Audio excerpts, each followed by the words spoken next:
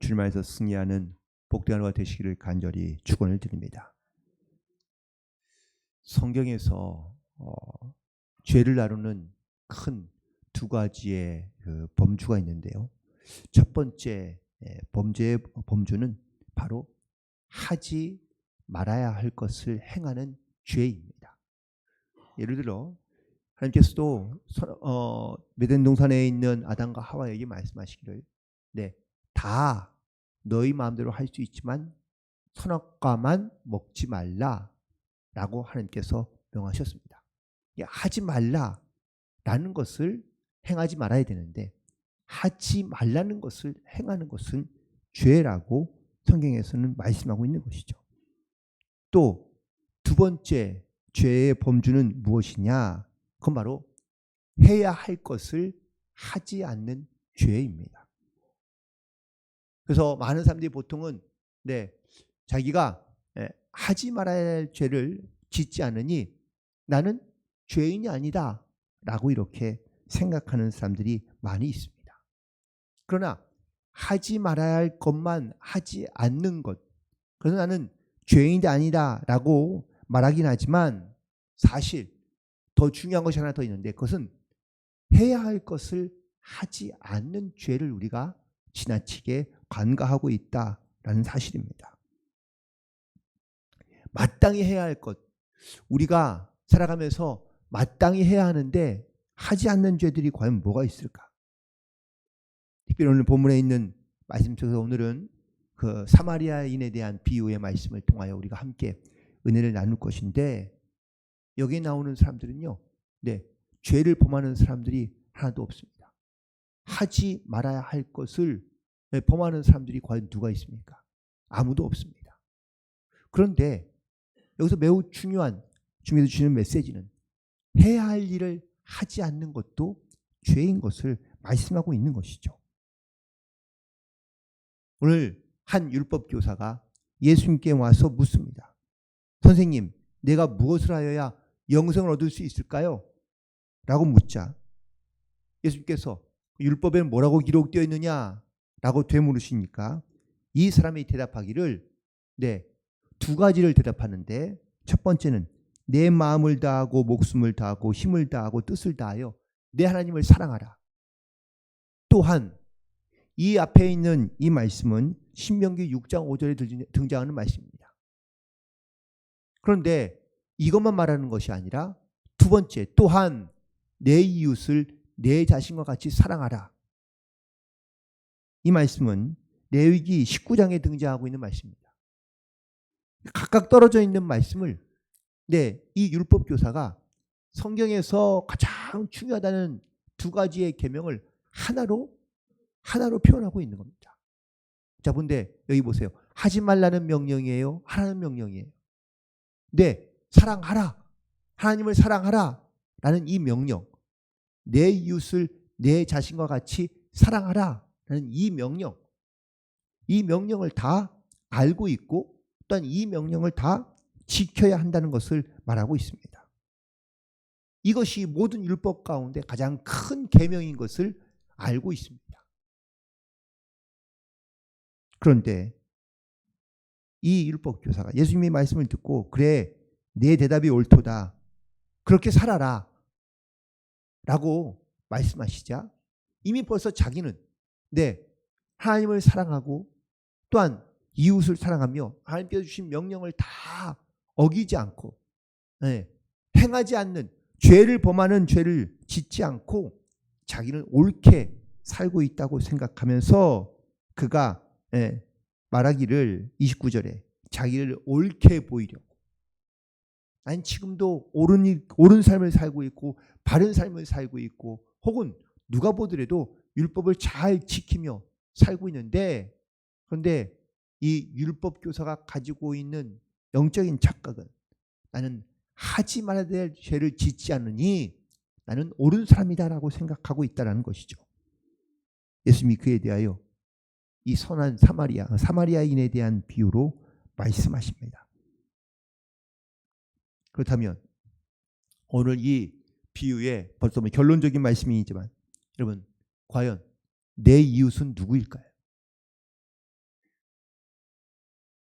예수님께서 지금 말씀하시고 또한 이 비유를 통하여 말씀하실 내 이웃은 과연 누구일까? 오늘은 이 내 이웃을 찾고 그리고 내 이웃을 사랑하는 이 명령의 말씀을 우리가 반드시 돌이켜보고 그리고 내 이웃을 사랑함으로 살아갈 수 있는 그런 믿음의 결단이 있게 되기를 간절히 소망합니다. 보통 우리가 내 이웃이라 하면 먼저 첫 번째는 가까운 이웃을 말할 수 있습니다. 내 식구가 내 가족이 이유가 되고요. 내 바로 옆집에 살거나 혹은 내 잘 아는 사람, 내 친척들이 이웃이 됩니다. 그런데 내가 잘 알고 내 가까이 있는 사람만 내 이웃입니까?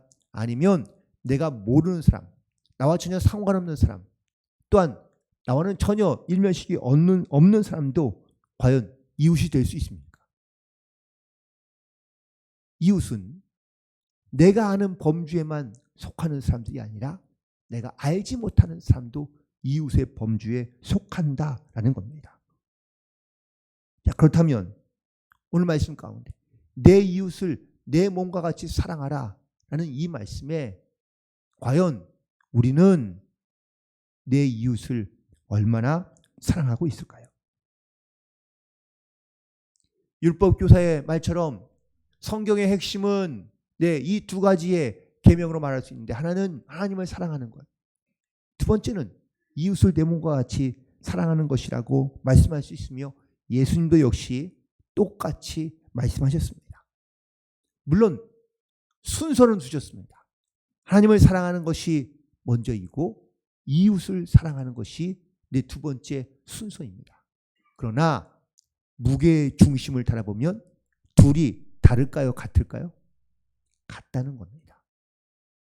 중요성과 중심은 하나님을 사랑하는 것과 이웃을 사랑하는 것이 똑같다라는 겁니다. 보통 우리가 성경에서 어떤 특별한 장에 특별한 어떤 이러한 명칭을 붙이는 경우가 종종 있는데, 자, 성경에서 우리가 잘 알고 있는 사랑장은 몇 장이죠? 어디죠? 고린도전서 13장. 왜냐하면 사랑은로 시작하고 있기 때문입니다. 그렇죠? 이 한 장만 보면 고린도전서 13장은 사랑장이라고 말할 수 있습니다. 그런데 앞뒤를 같이 함께 말씀을 보면 고린도전서 12장과 고린도전서 14장에 보면 무슨 말이 써 있는 줄 아세요? 성령의 은사들이 12장과 14장에 등장하거든요. 그런데 왜 이 중간에 13장, 우리가 말하고 있는 사랑장을 집어넣었을까요? 은사를 받고 은사를 행해도 많은 능력을 행한다 할지라도 사랑이 없으면 이 은사가 의미가 없다는 것을 말씀하고 강조하기 위해서 사랑이라는 단어를 집어넣은 겁니다. 사실 그래서 고린도전서 13장은 사랑장이라고 말하기는 어렵습니다. 아마 성경에서 사랑장이라고 표현한다면 가장 좋은 것은 아마 요한일서 4장이지 않을까. 하나님은 사랑이시니라는 이 말씀이 들어있는 그 요한일서 4장이 아마 사랑장에 가깝다고 말할 수 있을 것 같은데, 영적 은사를 어떻게 잘 활용해야 사용해야 하느냐라는 것을 교훈하기 위하여 사랑을 강조한 것이라는 사실인 것이죠. 그렇다면 우리가 하나님을 사랑할 때 하나님을 사랑한다는 것은 과연 어떻게 해야 하는 것일까? 우리가 하나님을 사랑하기 위해서는 정말 나를 사랑하신 그 사랑과 은혜를 내가 깨닫고 나를 사랑하신 그 은혜에 대하여 내가 감사함으로 말씀에 순종함으로 살아가는 것이 바로 이 하나님을 사랑하는 성도의 모습인 줄로 믿습니다. 자, 그렇다면 하나님을 사랑하는 것에 대해서는 우리가 이미 벌써 받은 사랑이 있어. 그 사랑을 우리가 고백하며 감사하며 말씀에 순종하며 살아가는 것인데, 두 번째, 그 하나님의 사랑과 똑같은 무게를 갖고 있고 중요한 이웃을 사랑하는 그 사랑에는 우리가 과연 어떻게 행하며 살아가고 있습니까? 하나님을 사랑하는 만큼 내 이웃을 과연 사랑하고 있습니까? 성경에 가장 어떤 이런 우리가 사랑하라라는 이 말씀에 매우 중요한 숨겨진 의미가 하나 있는데 그건 바로 관계입니다. 하나님과의 나와의 관계에 있어서 그 관계가 화목하고 혹은 또 그 관계가 가깝고 편안하고 또한 그 관계에 기쁨이 있으면 그러면 우리는 자연스럽게 사랑하기 쉽습니다. 그러나 하나님과의 관계 혹은 사람과의 관계에서 불편하고 어려운 것이 있으면 우리는 사랑하기가 무척이나 어렵습니다. 오늘 본문에 있는 말씀으로 잠깐만 다시 돌아가서 어떤 한 예루살렘에서 여리고로 내려가다가 강도 만난 사람이 있습니다. 자, 여기서 등장하는 두 사람, 강도와 그리고 지나가는 사람인데요. 이 두 사람은 아는 사이일까요? 모르는 사이일까요? 당연히 모르는 사이죠. 그러니 모르는 사이니까 강도는 지나가는 사람의 돈을 빼앗고 또한 그를 때려 죽이기까지 이르기까지 그를 상해하고 난 다음에 해치고 난 다음에 그를 버려두고 떠납니다. 둘 다 아마 유대인이겠죠. 둘 다 하나님을 사랑하는 사람들이 분명합니다. 그러나 지나가는 사람은 내 이웃이 아닙니다. 그러니 그를 아끼고 사랑할 이유가 없다고 생각하겠죠. 자, 그 다음에 여기를 이 강도 만난 사람을 지나가고 있는 제사장이 있고 레위인이 있고 사마리아 사람이 있습니다. 자, 이 사람이 이 강도 만난 사람들과 어떤 관계일까요? 자주 보는 사이일까요? 아니면 처음 보는 사이일까요? 아마 모르긴 몰라도 잘 모르는 사람일 것이 분명합니다. 만약에 정말 아는 사람이었다면 아마 갈등이라도 했겠죠. 이걸 지금 빨리 데려가야 될 텐데 이런 고민을 했겠지만 아는 사이가 아니고 전혀 모르는 관계이니까 그냥 지나쳐 갈 수 있는 겁니다. 그런데 이 사마리아 사람의 모습을 보시면 33절부터 등장하는데 이 사람은 어떤 중에 이 사람을 만나죠? 강도를 만난 사람을 만나죠? 여행하는 중에. 이 여행이 어떤 여행인지는 알 수 없지만 이 사마리아 사람은 나름대로 자기의 인생의 계획 가운데 자기의 어떤 더 나은 삶을 살기 위하여 여행을 떠나고 있는 것이 분명합니다. 그런데 지나가는 중에 전혀 모르는 사람을 만납니다. 그는 고통받고 있고 죽어가고 있고 또 불쌍한 모습을 갖고 있습니다. 그런데 그를 보면은 말씀에 보면은 다 똑같이 제사장도 보았고 레위인도 보았습니다. 그런데 그들 가운데는 이 궁휼한 마음, 불쌍히 여기는 마음이 없었지만 사마리아 사람에게는 불쌍히 여기는 마음이 있었다는 것을 말씀하고 있습니다. 우리가 하나님을 사랑하는 것에 대해서는 우리가 궁휼한 마음보다는 하나님께서 우리를 궁휼히 여기셔서 그 궁휼히 여기신 그 사랑으로 말미암아 우리가 하나님의 사랑을 입고 그 사랑으로 우리가 이 땅 가운데 살아가 하나님의 백성으로 살아갈 수 있는 줄로 믿습니다. 여기서 매우 중요한 키워드는 궁휼히 여기시는 마음입니다. 하나님의 궁휼하심이 우리를 구원을 얻게 하고 하나님의 자녀가 되게 하고 또한 하나님의 백성으로 우리가 이 땅 가운데 살아갈 수 있게 해주시는 줄로 믿습니다. 자, 그렇다면 이웃을 사랑하는 데에도 필요한 마음이 하나 있습니다. 그건 바로 궁휼한 마음입니다. 불쌍히 여길 수 있는 마음. 이 마음이 있어야 우리가 내 이웃을 사랑할 수 있는데 내 이웃은 내가 아는 사람, 가까운 사람 이런 사람들만이 이웃이 아니라 나와 전혀 관계가 없는 사람, 일면식이 없는 사람, 심지어 오늘 이 강도 만난 사람처럼 불쌍한 상황 가운데 놓인 사람, 그들을 향하여 내가 하나님을 사랑하는 마음, 즉 이 궁휼한 마음을 내가 품을 수 있어야 우리가 이웃을 사랑하는 자로 이 땅 가운데 사랑할 수 있는 줄로 믿습니다. 오늘 말씀을 묵상해 보면 우리가 하나님의 명령과 말씀과 계명을 잘 알기에 우리가 하지 말아야 될 죄는 우리도 하지 않고 그 명령과 말씀을 잘 지키며 살아가고 있는 줄로 믿습니다. 그런데 우리가 한 가지 간과하고 있는 것은 뭐냐? 우리가 반드시 행해야 하는 데도 불구하고 그 행하지 않는 죄를 우리가 짓고 살아가는 것 중에 가장 쉬운 죄가 바로 내 이웃을 내 몸과 같이 사랑하지 않는 죄입니다. 물론 이걸 죄라고 말하니 이게 무슨 죄인가? 라고 말할 수 있지만 주님이 사랑하지 않는 것, 자기를 옳게 보이려고 물었던 이 율법교사의 질문을 통하여 내가 하나님을 사랑하는지 모르겠지만 내 이웃을 사랑하지 않는 것이 죄라는 것을 오늘 본문에서 분명하게 말씀하고 있기 때문입니다. 솔직히 오늘 말씀을 묵상하면서 이 부분에서 찔림이 없는 분들은 아무도 없을 수도 있습니다. 만약 내가 제사장이라면, 내가 레위인이라면 과연 이 강도 만난 사람을 도와줄 수 있었을까? 다 각자의 사정이 있지 않습니까? 각자의 형편이 있고 뭐 도와주고 싶은 마음은 분명히 있을지도 모릅니다.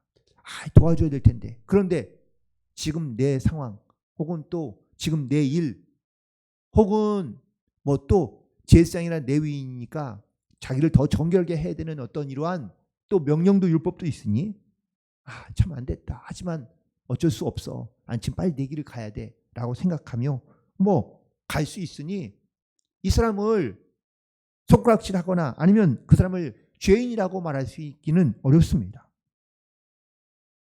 그런데 오늘 예수님은 본문에서 이렇게 내 이웃을 내 몸과 같이 사랑하지 않는 것이 바로 죄일 수 있다는 것을 우리 가운데 말씀하고 있는 겁니다.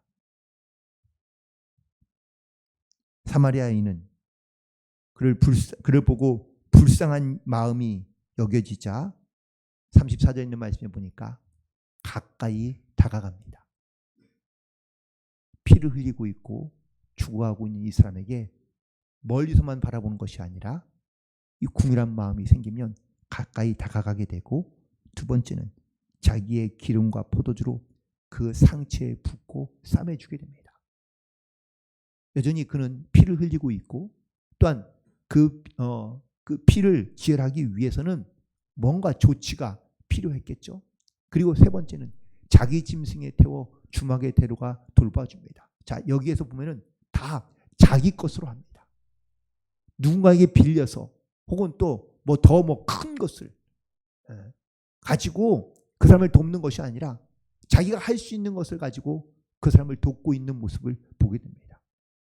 심지어 그는 주막 그 주인에게 돈을 주며 이 사람을 고쳐주라고 부탁하기도 하죠. 이처럼 이웃을 사랑하는 것은 뭐 엄청나게 큰 어떤 자기의 어떤 이런 물질과 능력을 가지고 섬겨야만 그게 이웃을 사랑하는 것이라고 생각하지 말고, 지금 내가 가지고 있고 혹은 내가 할 수 있는 것을 가지고 내 이웃을 사랑하고 내 이웃을 섬기는 것이, 이것이 바로 이웃을 사랑하는 자의 모습이라는 것을 오늘 이 본문 말씀의 비유를 통하여 우리에게 또한 말씀하고 있는 줄로 믿습니다. 오늘도 우리를 하루를 시작하면서 우리 하나님을 사랑하는 마음을 가지고 오늘 이 자리에 나온 줄로 믿습니다. 하나님을 사랑하는 귀한 마음을 가지고 오늘 말씀처럼 내 이웃을 내 몸과 같이 사랑함으로 오늘도 하나님의 영광과 뜻을 이루며 살아갈 수 있는 복된 성도들 되기를 간절히 소망합니다. 내가 가지고 있는 것, 그것이 무엇이든 간에, 그것이 많든 적든 간에 그것을 가지고 불쌍한 마음을 가지고 궁휼한 마음을 가지고 내 이웃을 사랑하며 섬길 때 우리가 하나님의 사랑을 증거하는 자로 이 땅 가운데 하나님께 영광을 돌리며 살아갈 수 있는 복된 삶이 될 줄 믿습니다. 오늘도 이 은혜와 사랑을 증거하며 살아가는 복된 하루가 되시기를 주님의 이름으로 간절히 축원을 드립니다. 기도하시겠습니다.